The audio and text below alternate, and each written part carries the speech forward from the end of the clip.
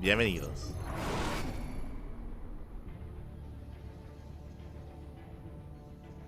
As we are settling into our into our second semifinals of the night and spawning in the top left-hand corner of Oceanborn, we have our red Protoss player. Representing Starlight Twinkle from the land of Poland, it is Krystianer.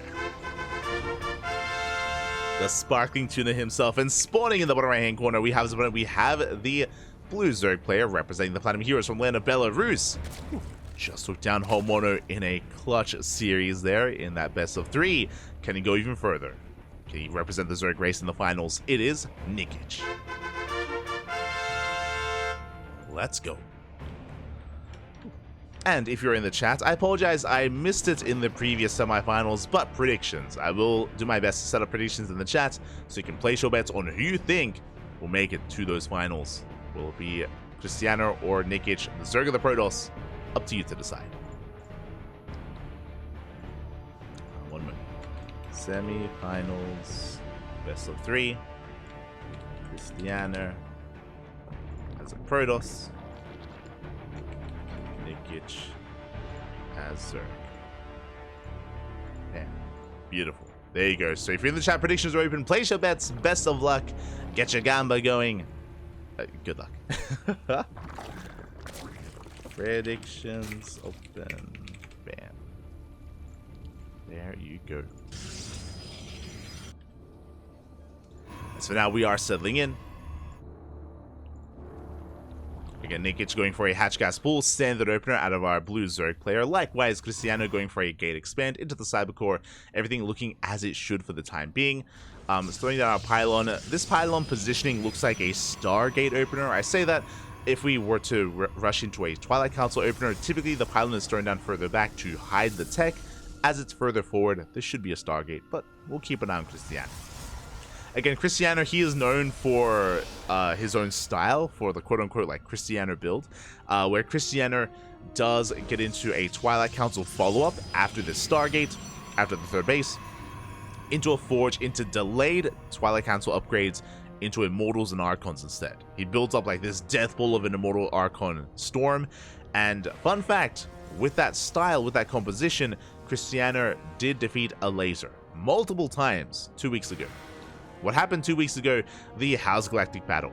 The VODs are on our channel, they're on YouTube, they're on Twitch, but the House Galactic Battle was a LAN event in Poland where the best players in all of Poland came together for a big tournament, and, you know, a Laser's one of the favorite players, Spirit is one of the favorite players. Krystianer was last edition's runner-up at the start of the year. Krystianer took down Spirits and he took down a Laser, but he fell to a Laser in the finals. But 2 weeks ago, we had a rematch. We had a rematch finals between Krystianer and a Laser, and Krystianer was crowned and dubbed the best player in Poland. It was a big win for him. You know, he made a post about it on social media, on Twitter. It was really great to see. Again, Krystianer has been on the rise the entire year, and he has won so many Sparkling Tunas. So we saw the rise of Krystianer coming ahead of time, and it all culminated in him defeating a Laser in that best of 7. It was a big win, a momentous occasion for Krystianer, and that's why coming into this, he is the #1 seed. Like, Krystianer, he is 100% on the up and up right now, and the pressure is on both Nikich and Nice to stop him. You know, can Nikich do what a Laser could not? I'm here for it.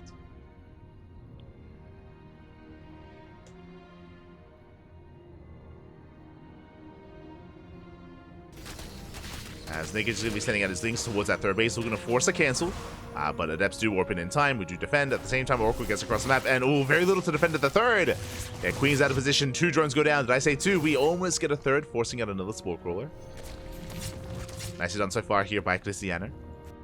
Getting 2 drones, does defend, maintains his depths, maintains his third. And now we're building up towards 5 Adepts. And now we're getting ready for a second wave, for a second push with 2 Oracles and with those Adepts. And here they come. Adepts are on the way. Again, this is just to apply some pressure, to apply some harassment, and there is the follow-up, Forge and a Twilight Council. This should be for +1, and I'm assuming we're going to delay our upgrades. I'm assuming we're going into a Temple Archives and a Robo. We'll see. There's the Robo. We'll wait for the Temple Archives. As the Adepts do shade behind the mineral line. This is a brutal position here on Oceanborn. 3 drones go down. We kite back against the Lings, shaving off as many as we can. Likewise, we shade into the main base. More drones going to be falling in. 2 Adepts do one-shot drones. 5 workers going down. Oracles do get zoned away. You know, thankfully for Nikich, he does deal with the Oracles, but the Adepts, they trade 5 for 5. Sorry, yeah, 5 for 5. They also get 9 workers. Sorry, 9 Lings. Oracle dives in. Ooh, he's going to be forced back. 7 drone kills in total. That is triggering a counterattack back at home. We have Immortal production on the way. We have Charge on the way with +1. Again, no Blink. But we are going to be delaying Archons. I say delaying because I'm pretty sure we're still working towards them. Lings getting across them. They get both sentries. Very nice pickoffs. Whole position micro in the middle line. Probes are going down. We get 4 worker kills. We get 5. We get 6. Very nice counterattack. The Oracles, they were late to get back home. Did finally get here, but by the time they did, 7 workers had already gone down. Meanwhile, we spoke about Archons, and there they are. Templar Archives now on the way. Slightly later Templar Archives this time from Krystianer, prioritizing Charge. And he's already building up his Immortal count. Now this style, this composition from Krystianer is very Immortal reliant. We build up Immortals really early on, and we move out with, I want to say, 5 Immortals. It's like a 5 Immortal timing with 2 Archons, a mass amount of Zealots. It hits like a truck. It does hit like an absolute truck. We'll see if we hit a little bit earlier, though, as we delay Immortal production for the War Prism. War Prism already on the way. The Oracles do rotate away. Krystianer is a one-guy type of build. I mean, kind of. What I will say is that Krystianer, when it comes to like his build, he does have variations. He has like slight variations where he delays some things, he invests into others, he hits a little bit later, he hits a little bit sooner. Like I mentioned before that I expected him to move out with 5 Immortals. Here we're moving out with 2. We're moving out much earlier than normal. Which is why we prioritize Charge, right? We prioritize Charge for this timing, for this push. Moving out much earlier. We have our 1 Archon morphing in. And we have 2 more already done. And can we catch the Queen? We can. 1 Queen goes down. Banelings are rolling in. Hydras have arrived, but ooh. We're going to get a lot done. And the Archons, they go to town. The Zealots, they get on top of the Hydras. GG gets called as we are not ready for this. A brutal fight in favor of Krystianer. And Krystianer takes game number 1. Whew. GG. GG, well played again. Krystianer hitting much earlier than normal. Again, we expected a bit of a later timing instead, but Krystianer, he just went for the kill, went for a much faster push, went for a much faster charge into those 2 Immortals, and in the end, Nikich was just not ready for it. He was hoping for a longer game. He was droning up. He was preparing for the mid-game, but he was shut down just before we really got into that. And with that, Krystianer takes the lead.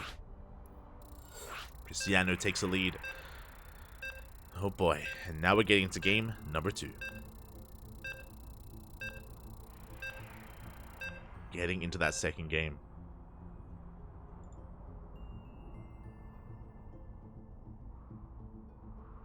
We'll see where this takes us. We'll see how Nikich adapts here to Krystianer.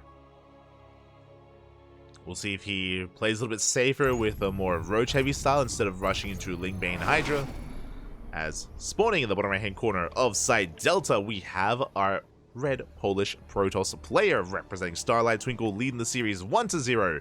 It is Krystianer. Sparkling Tuna himself. And spawning in the top left-hand corner, we have some... Oh, paused. Never mind. Looks like we're experiencing a little bit of latency. Hopefully it clears up. Again, we had some lag spikes earlier in the day, if you remember, with some of our players.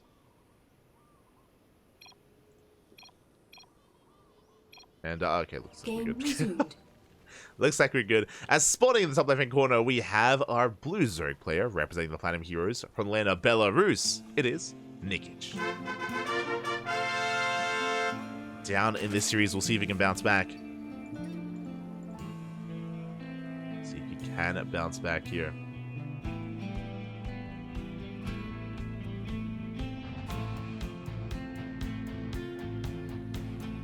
Nikich is going for a hatch gas pull, standard opener for the time being. Krystianer likewise going for a gate expand. Probe is being sent out.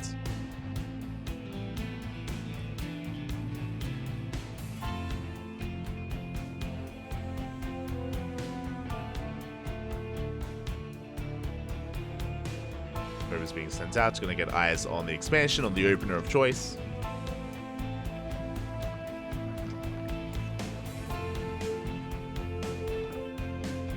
Likewise, back at home, Krystianer just going for his expansion, settling on in.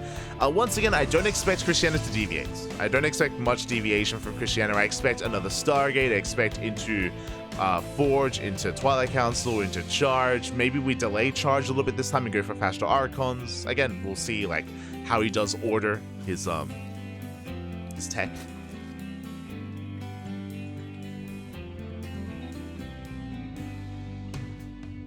Krystianer doesn't have to shake things up too much. Doesn't have to shake it up too much. Again, his play is solid enough. Again, if you watch his series, his best of 7 against the Laser, he, again, went for pretty similar styles every game. Every game.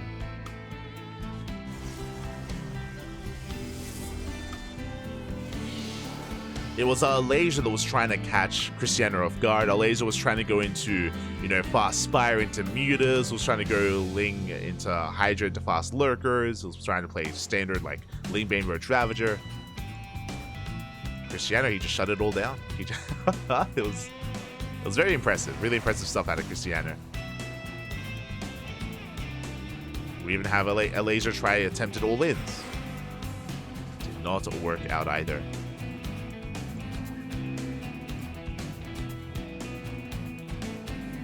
As Krystianer is moving out across the map. Waiting for his scout. Getting eyes on the natural. We have our tech of choice again. It's going to be a Stargate opener into our Oracle. And we'll see if it's going to be double Oracle again or if we go up to 3. If we go up to triple Oracle instead. So Krystianer is building up.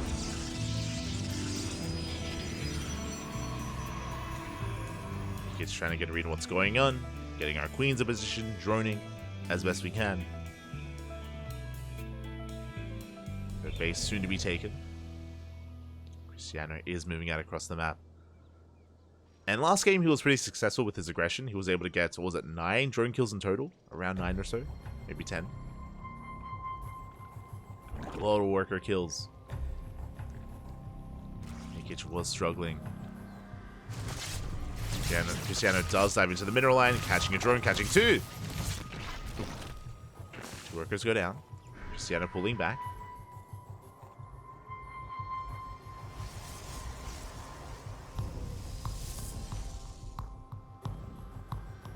Krystianer does pull back.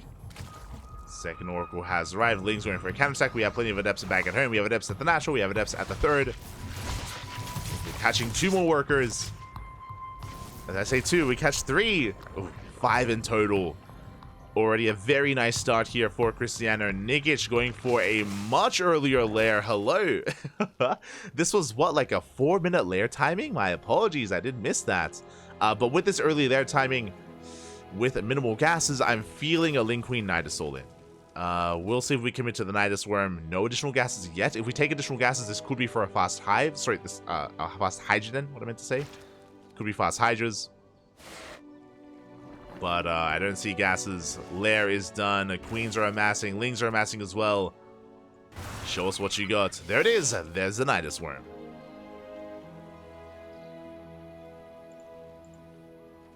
Nidus Worm is on the way. And so far, Krystianer has not scouted. He didn't see the lair. Ooh, that's brutal. So Krystianer, if he saw the lair timing, then that'd be a tell. That would have been a big tell for Krystianer, but he is in the dark. Krystianer, no idea what's going on.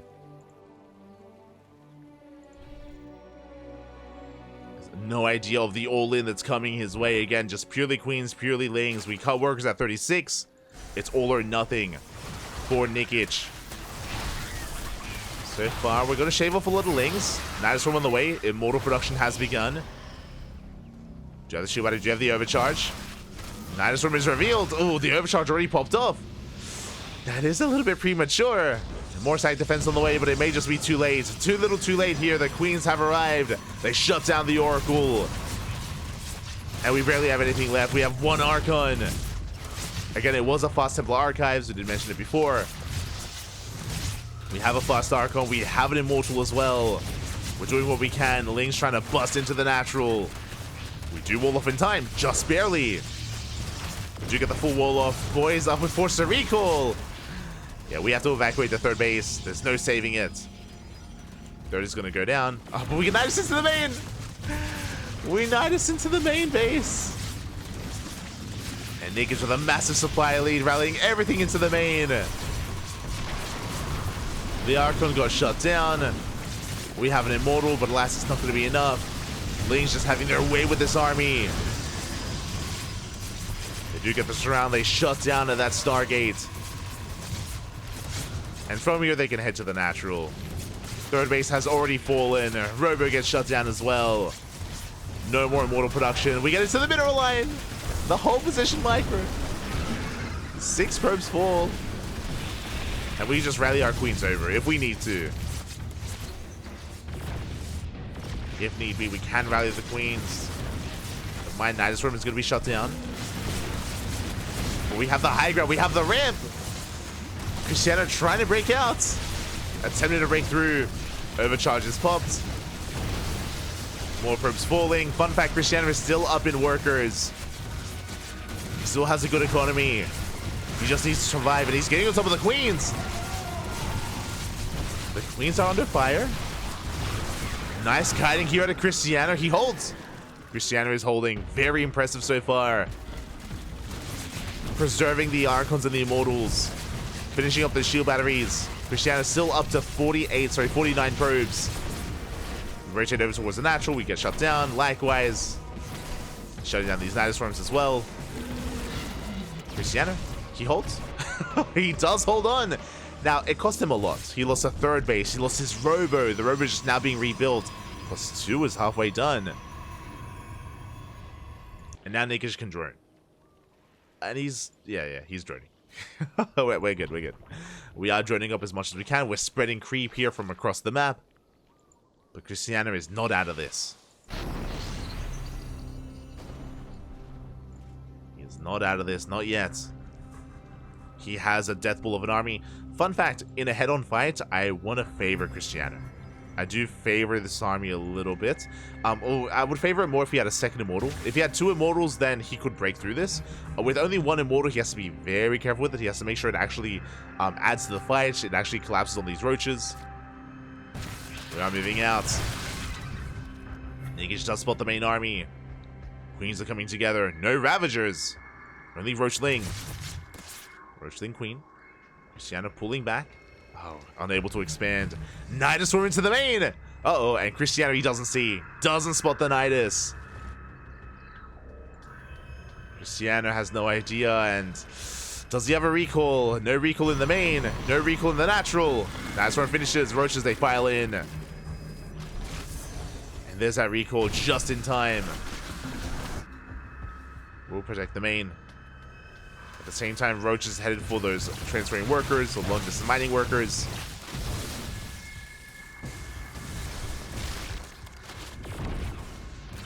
Roaches, they all going to go down, but we do pick off as many probes as possible. 7, 8 probes going down.